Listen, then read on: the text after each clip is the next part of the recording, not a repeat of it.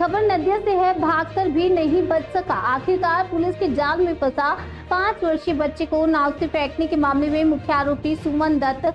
उल्लेखनीय है कि बीते शनिवार रात को जन्मदिन का केक खरीदने के बहाने नवदीप ब्लॉक के चरमाझिदिया चरब्रह्मण नगर के कपालीपाड़ा इलाके के निवासी जयदेव विश्वास के 5 वर्षीय बेटे को लेकर सौतेले भाई सुमन दत्त घर से निकला। नाव जब नवदीप बडाल घाट पहुंची तो सुमन दत्त ने अपने सौतेले भाई नाव से फेंक दिया और इस घटना को लेकर जयदेव विश्वास के परिवार ने नवदीप थाने में शिकायत दर्ज कराई।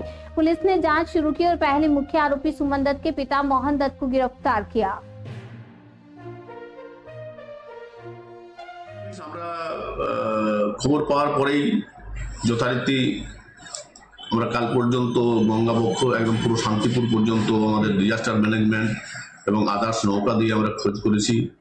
আমরা সিসিটিভি কালেক্ট করেছি যে হ্যাঁ ওই দিন ওই বাচ্চাটি তার দাদার সাথে নৌকাতে উঠেছে ওই পর্যন্ত এবং এইদিকে তার দাদা একা একাই গেছে ওই পর্যন্ত। অর্থাৎ মধ্যে যে মিসিং সেটা আমাদের লিঙ্ক পাওয়া গেছে। আর আমরা কালকে আমাদের সিক্রেট সোর্স দিয়ে অ্যাসাইলেন্ট যে মূল আসামি তাকে ধরেছি, আমরা আজকে কোর্টে পাঠিয়েছি। সুমন দত্ত, হ্যাঁ সুমন দত্ত তাকে ধরেছি।